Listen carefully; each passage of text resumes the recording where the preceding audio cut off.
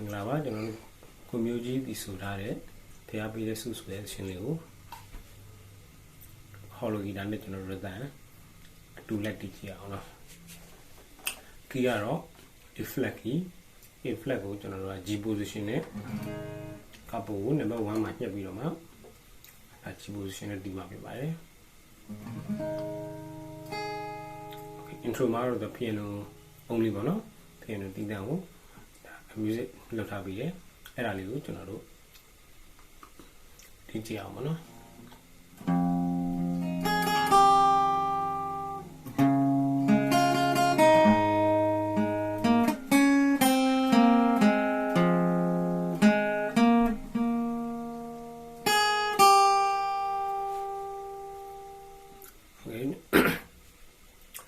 intro လေးပေါ့နော် intro မှာက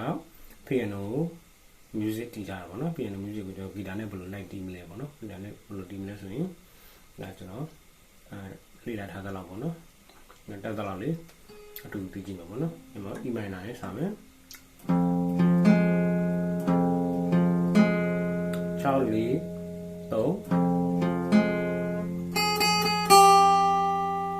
တိကျပေါ့နော်တိကျဒါလေးကြည့်ရစီလာမယ်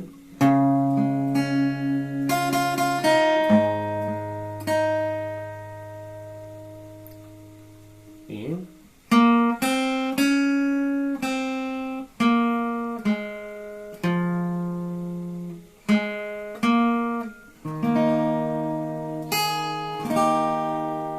းဒါလေးပေါင်းပြီးမယ်နော်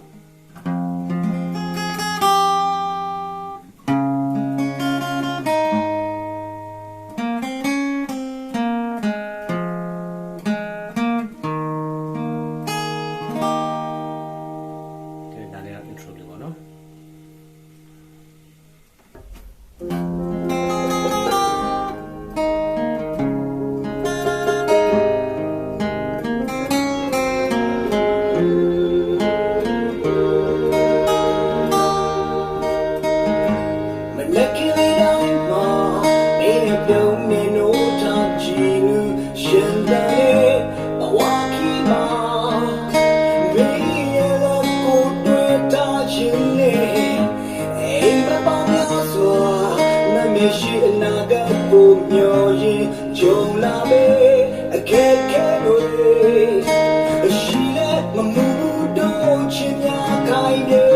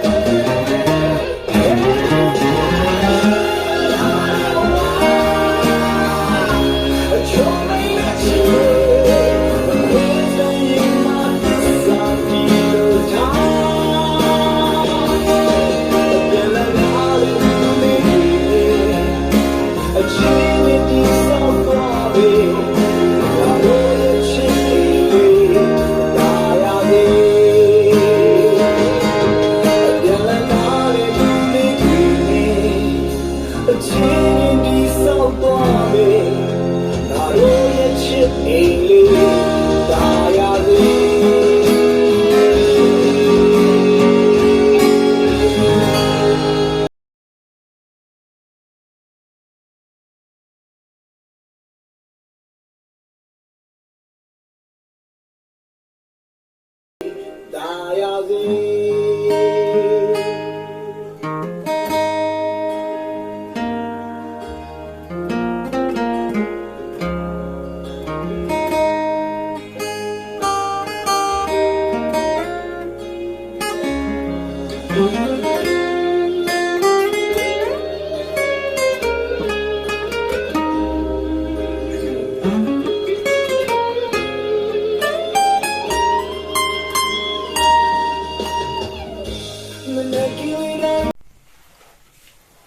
ဆိုလိုလေးပေါ့နော်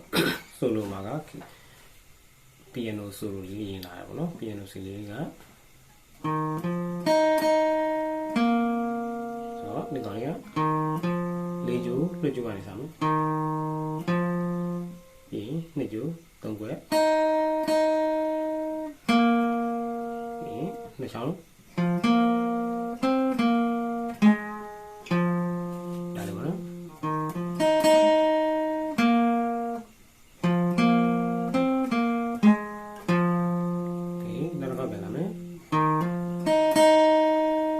ဆင်းပါမယ်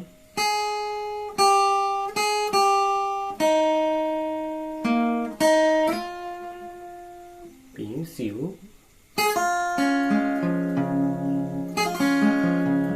ဒီလိုလေးပေါ့နော်ဒီပဲနော်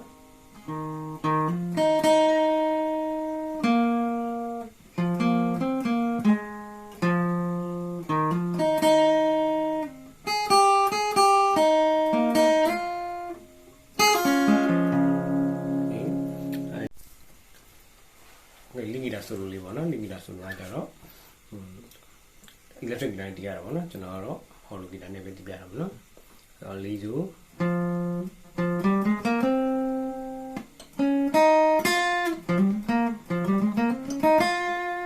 ဒါလေးတော့မယ်ပေါ့နော်လေးစုကနေသုံးစုနှစ်စု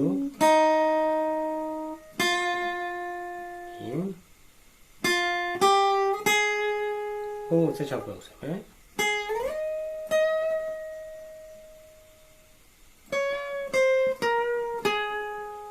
နော်ဒီက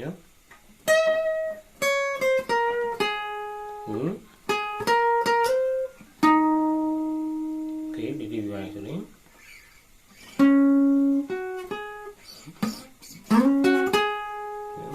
လေးကျိုးရဲ့7ခွက်ပေါ့နော်3ကျိုးရဲ့7ခွက်73ခွက်တောက်ပြန်ဆွဲမယ်တော့မယ်ပြီးနှစ်ကျိုးဒီဆွဲမယ်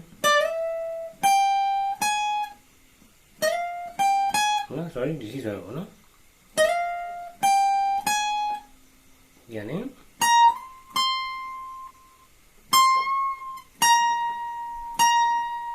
ဒီဒါလေးပါနော်ပြန်ကြည့်မယ်နော်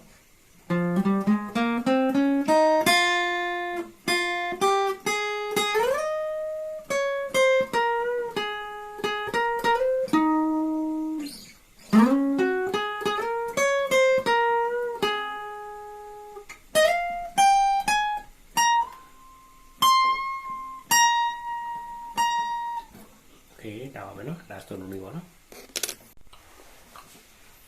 okay ဆိုလိုပြီးတော့ကျွန်တော် verse 2ကိုတီးတဲ့အခါမှာနောက်ဆုံးရဲ့ D တစ်လုံးပေါ့နော်နောက်ဆုံးရဲ့ D တစ်လုံးသူက note ကလေးနဲ့တီးသွားတာပေါ့နော်ဆိုတော့ D ကိုတစ်ဝက်တီးမယ် rhythm တစ်ဝက်တီးတယ်ပေါ့နော်ဒါပဲတီးသွားတာပေါ့နော်ဆိုတော့ do re va ကိမှာဆိုတော့ဒီနေ့3 4 5 6 7နော်ဒါလေးပေါ့နော်ဆိုတော့ဒီညာလေးပေါ့နော်ဒါကိုထည့်သွားတာပေါ့နော်ဆိုတော့ဒါပဲပေါ့နော် okay chorus ပါပေါ့နော် chorus ရဲ့နောက်ဆုံး D ပေါ့နော်ဆိုတော့နောက်ဆုံး D မှာလည်းဒီလိုပဲ D ကိုဆွဲသွားတယ်ည1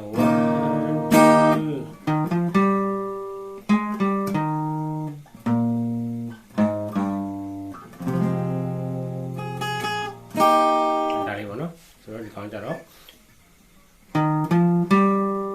ဒီလိုဆက်လာမယ်ပြီး5 6ပုံနော်ပြီး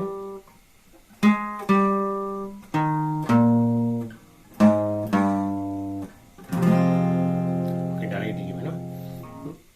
A minor C ကနေတီးမယ်နော်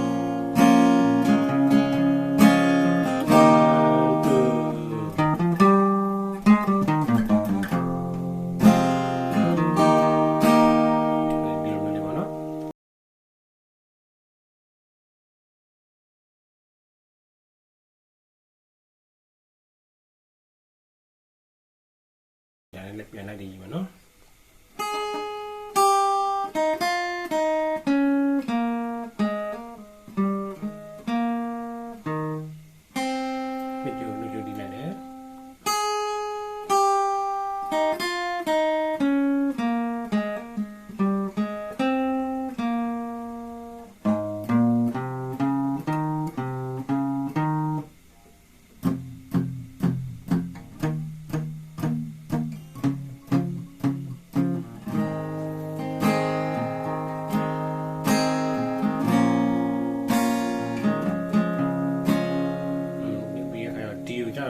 ဒီမယ်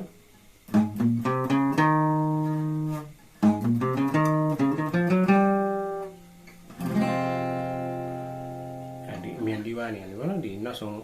ဒီခေါ်ရဲ့ပိုက်ဗောနော်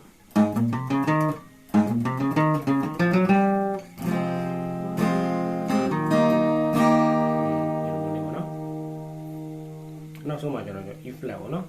အဆုံးသက်ပိုက်ရဲ့နောက်ဆုံးနေရာကျတော့ E flat ဗောနော်E flat D ရဲ့နောက်တစ်ခွက်ပေါ့နော်လက်ကန်လေးထည့်လိုက်တယ်